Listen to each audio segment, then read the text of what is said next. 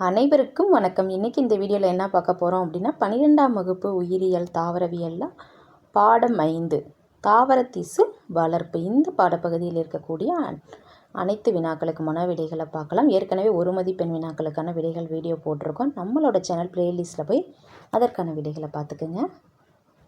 இங்கே பாருங்கள், கேள்வி எண் 11. கீழே கொடுக்கப்பட்டுள்ள செயல்முறையின் பெயர் என்ன? அதன் 4 வகைகள் யாவைன்னு கேட்டிருக்காங்க. இதற்கான விடை பார்த்தோம் அப்படின்னா பக்க எண் 106, 107 இருக்குது. பார்க்கலாம். அதாவது இங்கே கீழே ஒரு செயல்முறை கொடுத்துருக்காங்க. இந்த செயல்முறையோட பெயர் கேட்டிருக்காங்க. அது என்ன அப்படிங்கிறத பார்க்கலாம். இங்கே பாருங்கள், 106வது பக்கத்தில் இந்த செயல்முறை படம் கொடுத்துருக்காங்க. இது எந்த செயல்முறை அப்படின்னா திசு வளர்ப்பின் அடிப்படை தொழில்நுட்பம் தான் இதோட செயல்முறை. அப்போ இதை விடையாக எழுதிக்கலாம். அடுத்து இதோட 4 வகைகள் கேட்டிருக்காங்க. 4 வகைகள் அப்படி திசு வளர்ப்பில் 4 வகைகள் பார்த்தோம் அப்படின்னா உறுப்பு வளர்ப்பு, ஆக்கு திசு வளர்ப்பு, புரோட்டோபிளாஸ்ட் வளர்ப்பு, செல் மிதவை வளர்ப்பு. இந்த 4ஐயும் நம்ம எழுதிக்கலாம். சரியா? இல்லை உங்களுக்கு இப்படி கேட்டிருந்தாங்கன்னா, அதாவது தொழில்நுட்பத்தில் தாவர திசு வளர்ப்பில் அடங்கியுள்ள அடிப்படை தொழில்நுட்ப முறைன்னு கேட்டால் மட்டும்தான் இங்கே நுண்ணுயிர் நீக்கம் இருக்குது. ஊடகம் தயாரித்தல், அடுத்து வளர்ப்பு சூழல், கேலஸ் தூண்டப்படுதல், கருவுருவாக்கம், அடுத்து பன்மையாக்குதல் நம்ம எழுதலாம். நம்மளுக்கு கேட்டது திசு வளர்ப்பின் 4 வகைகள்னு கேட்டிருக்காங்க. அது தாவர திசு வளர்ப்போட தொழில்நுட்பம் தான். அப்போ தாவர திசு வளர்ப்போட அது 4 வகைகள். இந்த 4 வகைகளை விடையை எழுதிக்கலாம். சரியா?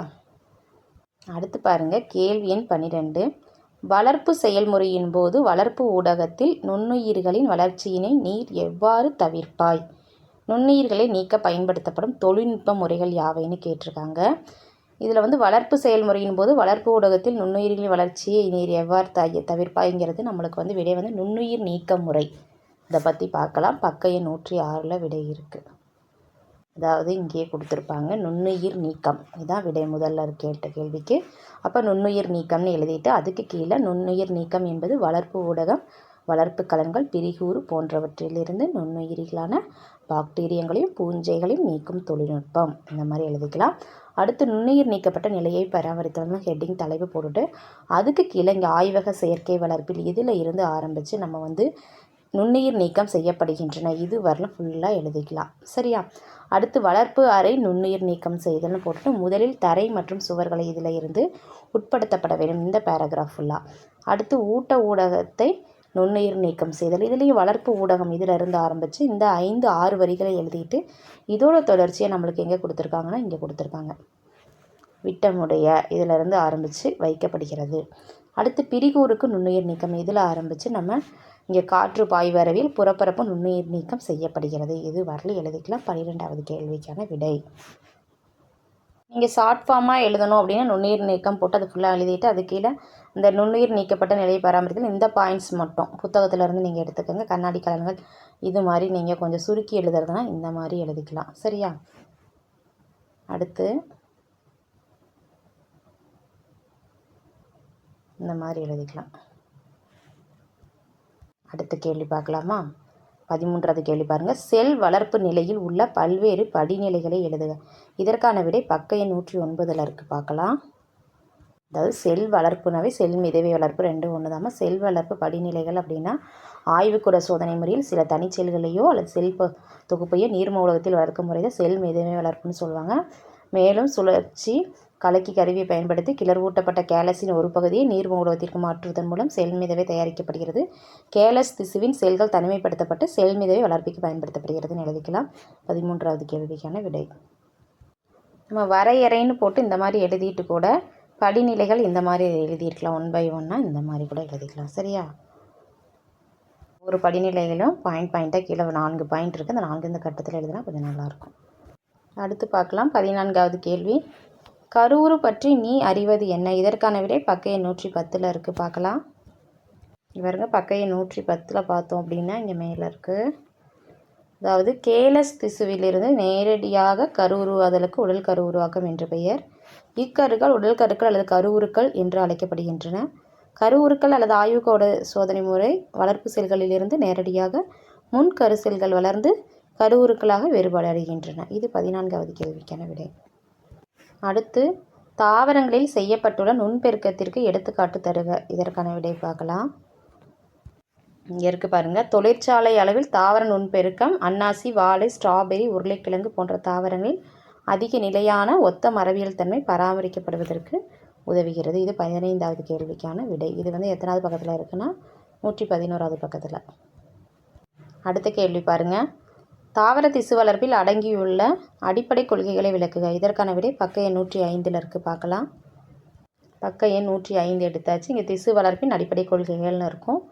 16வது கேள்விக்கான விடை தாவர திசு வளர்ப்பின் அடிப்படை கருத்துக்களான முழு ஆக்குத்திறன், வேறுபாடுறுதல், மறு வேறுபாடு அடைதல், வேறுபாடு இழத்தல் போன்றவையாகும். எழுதிட்டு அடுத்து முழு ஆக்குத்திறன் போட்டு மரபியல் திறன்களை இதிலிருந்து முழு ஆக்குத்திறன் எனப்படும். இது ஃபுல்லாக எழுதிக்கலாம். அடுத்து இந்த படத்தை வரைஞ்சிக்குங்க. பெரிய கேள்வி முழு ஆக்குத்திறன் எப்படி நடைபெறுது அப்படிங்கிறத பார்த்துக்குங்க. அடுத்து வேறுபாடுறுதல் இது ஃபுல்லாக எழுதிக்கிங்க. செல்களிலிருந்து மேற்கொள்ள செய்தல்.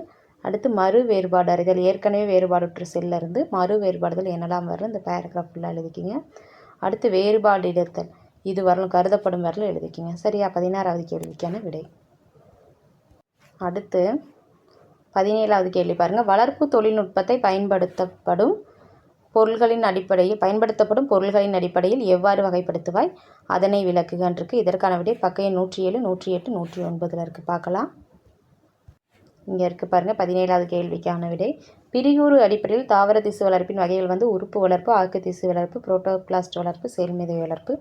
உறுப்பு வளர்ப்புன்னு போட்டு இந்த 3 வரிகளும் எழுதிக்கிங்க. உறுப்புகளை வளர்த்தல் வரணும்.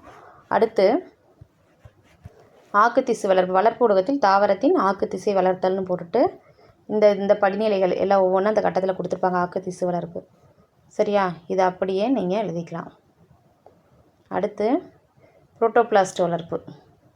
புரோட்டோபிளாஸ்ட் என்பது இதில் இருந்து ஆரம்பித்து இந்த 4 வரிகள் எழுதிட்டு இதோட தொடர்ச்சி வந்து இங்கே இருக்குது. வளர்ப்பில் அடங்கியுள்ள படிநிலைகள் இது வரல எழுதிக்கிங்க. அடுத்து நம்மளுக்கு செல் மிதவை வளர்ப்புன்னு வரும். இங்கே இருக்குது பாருங்கள். ஏற்கனவே 13வது கேள்விக்கு விடை பார்த்துருப்போம். செல் மிதவை வளர்ப்பு இது வரல எழுதிக்க பயன்படுத்தப்படுகிறதுன்னு எழுதி 17வது கேள்விக்கான விடை. அடுத்து 18வது கேள்வி உரை குளிர் பாதுகாப்பு பற்றி விளக்குக. இதற்கான விடை பக்க எண் 112 இருக்குது. பார்க்கலாம். இங்கே பாருங்கள். பக்க எண் 112 உரை குளிர் பாதுகாப்புன்னு இருக்க கிரையோ ப்ரிசர்வேஷன். அது உரை குளிர் பாதுகாப்பு என்பது உரை குளிர் வெப்பநிலை பாதுகாப்பு மேல்நிலை எனவும் அழைப்பார்னு எழுதிட்டு இம்முறைக்கு சிதைவுக்கு உட்பட்டுள்ள அனைத்து சிதைவெளி என்ற இதில் இருந்து ஆரம்பித்து அப்படியே 1 by 1 எது வரலாம் அப்படின்னா பாதுகாப்பு அழைக்கப்படுகிற வரல எழுதிக்கலாம். அடுத்து இதோட தொடர்ச்சியாக தீவிர குறைந்த வெப்பநிலையில் இதில் இருந்து ஆரம்பித்து இந்த பேராகிராஃப் ஃபுல்லாக எது வரலாம் அப்படின்னா இங்கே இருந்த திசுக்களை பாதுகாக்கின்றன வரல எழுதிக்கலாம். 18வது கேள்விக்கான விடை. அடுத்து பாருங்கள். 19வது கேள்வி மரபணு வழக்கூறு பாதுகாப்பு பற்றி நீர் அறிவது என்ன? அவற்றை விவரி. இதற்கான விடை பக்க எண் 111, 112 இருக்குது. பார்க்கலாம். 111வது பக்கத்தில் இங்கே இருக்குது பாருங்கள். மரபணு வழக்கூறை பாதுகாத்தல்னு இருக்கும். அதுக்கு கீழே மரபணு வழக்கூறை பாதுகாத்தல் இதில் இருந்து ஆரம்பித்து அப்படியே 1 by 1 பாயிண்ட்டாக எழுதிக்க பயன்படுத்தப்படுகின்றன வரை எழுதிட்டு அடுத்த பக்கத்தில் இதோட தொடர்ச்சி இருக்கும். மரபணு வழக்கூறுகளை பாதுகாத்தல் என்பது இதில் இருந்து ஆரம்பித்து அப்படியே 1 by 1 பயன்படுத்தப்படுகின்றன இது வரல எழுதிக்கலாம். 19வது கேள்விக்கான விடை. அடுத்து செயற்கை விதை தயாரிப்பிற்கான நெறிமுறையை எழுதுக. இதற்கான விடை பக்க எண் 111 இருக்குது. பார்க்கலாம். பக்க எண் 111 செயற்கை விதைகள்னு இருக்கும். ஆய்வுக்கூட சோதனை வளர்ப்பின் மூலம் இதில் இருந்து ஆரம்பித்து அப்படியே 1 by 1 எது வரல எழுதிக்கலாம் அப்படின்னா கருவுருக்களின் மீது பூசப்படுகின்றன வரல எழுதிக்கலாம். 20வது கேள்விக்கான விடை. இந்த வீடியோ உங்களுக்கு பயனுள்ளதாக இருந்துச்சுன்னா நம்ம சேனலை சப்ஸ்கிரைப் பண்ணுங்கள், லைக் பண்ணுங்கள், ஷேர் பண்ணுங்கள். Thank you to all.